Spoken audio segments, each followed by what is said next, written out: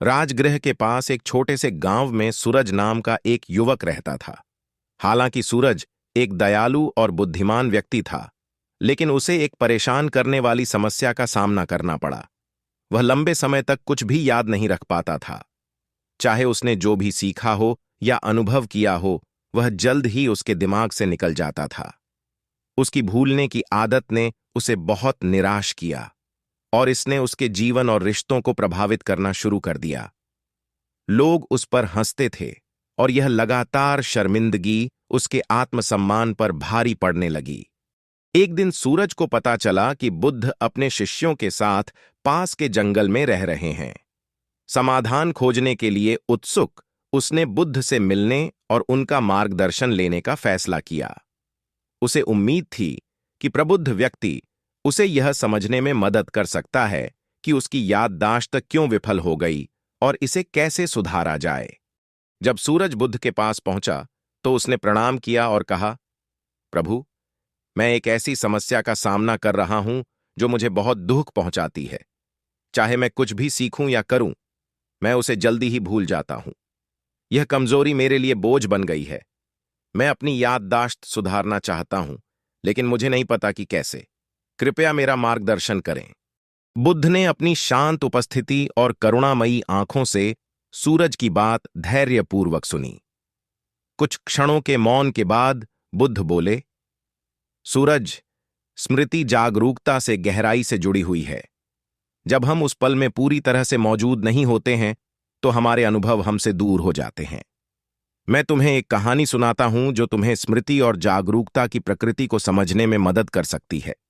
एक बार की बात है, एक छोटे से गांव में सत्यका नाम का एक मेहनती किसान रहता था। हर साल वह ध्यान से बोने के लिए सबसे अच्छे बीजों का चयन करता था ताकि स्वस्थ और भरपूर फसल उगा सके। सत्यका को बारीकियों पर ध्यान देने और जमीन से प्यार करने के लिए जाना जाता था। उसे अपने काम पर गर्व था और वह खेती में हर कदम का महत्व जानता था। एक साल जब सर्दी बहुत ज्यादा थी, तब सत्यक को एहसास हुआ कि उसे अपने खेतों को फिर से संवारने के लिए ज्यादा मेहनत करनी होगी। उसने सबसे अच्छे बीज खरीदे जो उसे मिल सकते थे और उसने अपनी जमीन को रोपण के मौसम के लिए तैयार करने का फैसला किया।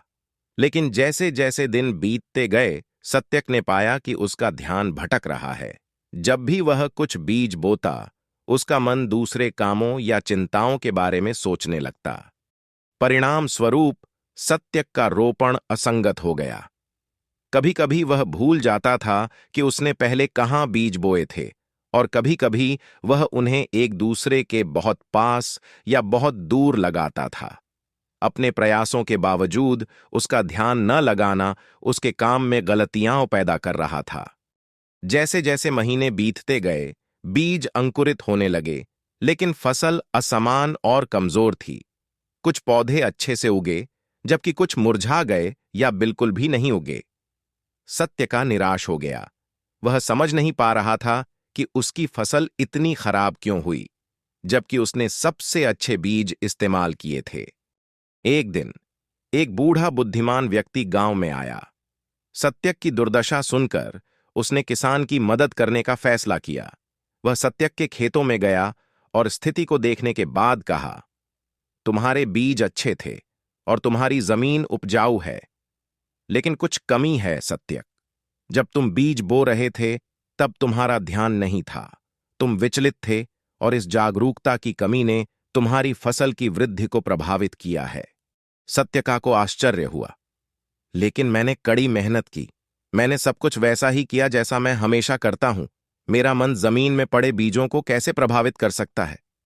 बुद्धिमान व्यक्ति मुस्कुराया और बोला, जिस तरह एक बीज को बढ़ने के लिए उचित देखभाल और ध्यान की आवश्यकता होती है, उसी तरह हमारे विचारों और कार्यों को भी जागरूकता की आवश्यकता होती है। यदि आपका मन बिखरा हुआ है, तो आप अपने काम में जो ऊर्जा लगाते हैं वह कमजोर है। एक मजबूत फसल उगाने के लिए आपको बीज बोने से लेकर उनकी देखभाल करने तक हर कदम पर पूरी तरह से मौजूद रहना चाहिए। अपनी गलती का एहसास होने पर सत्यक ने फिर से शुरू करने का फैसला किया। इस बार उसने पूरी एकाग्रता के साथ काम किया। उसने प्रत्येक बीज को ध्यानपूर्वक बोया, हर हरकत, हर क्रिया के प्रति सचेत। इस नए सिरे से ध्यान केंद्रित करने से उसकी फसलें खूब फली फूलीं। मौसम के अंत तक उसके पास सबसे स्वस्थ और सबसे भरपूर फसल थी जो उसने पहले कभी नहीं देखी थी। कहानी समाप्त करने के बाद बुद्ध सूरज की ओर मुड़े और कहा, जिस तरह किसान ने सीखा कि उसके विचलित मन के कारण खराब परिणाम मिले, उसी तरह हमें भी समझना चाहिए कि भटकता हुआ मन हमारी याद रखने और सीखने की क्षमता को प्रभावित करता है। सूरज, स्मृति का मतलब केवल जानकारी संग्रहित करना नहीं है, यह प्रत्येक क्षण में हमारी जागरूकता की गहराई के बारे में है।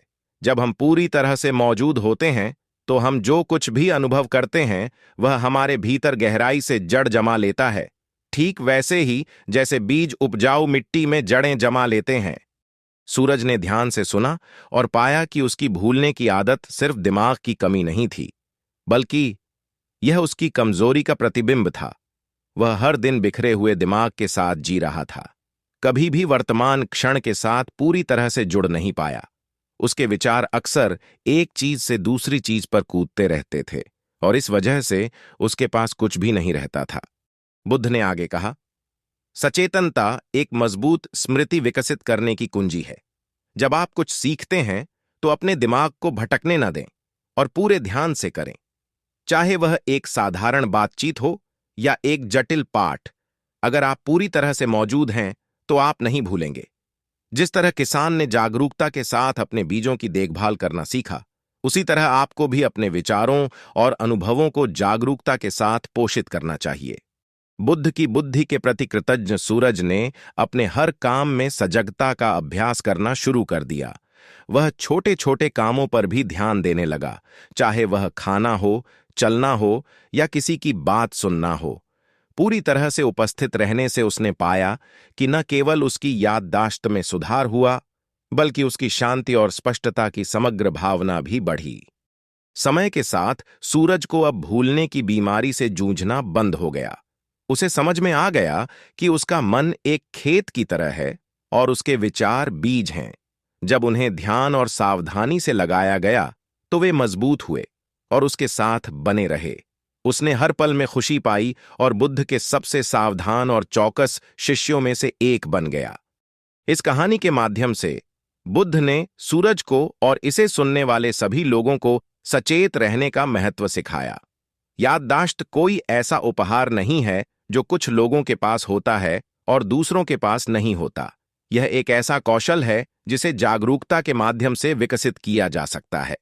प्रत्येक क्षण को पूरी तरह से जीने से हम अपने अनुभवों को अपने भीतर जड़ जमाने देते हैं और वे हमारे व्यक्तित्व का स्थायी हिस्सा बन जाते हैं। दोस्तों, मैं उम्मीद करता हूं कि आपको ये कहानी दिल से अच्छी लगी होगी। इस वीडियो को लाइक और सब्सक्राइब जरूर करना। नमो बुद्धाय।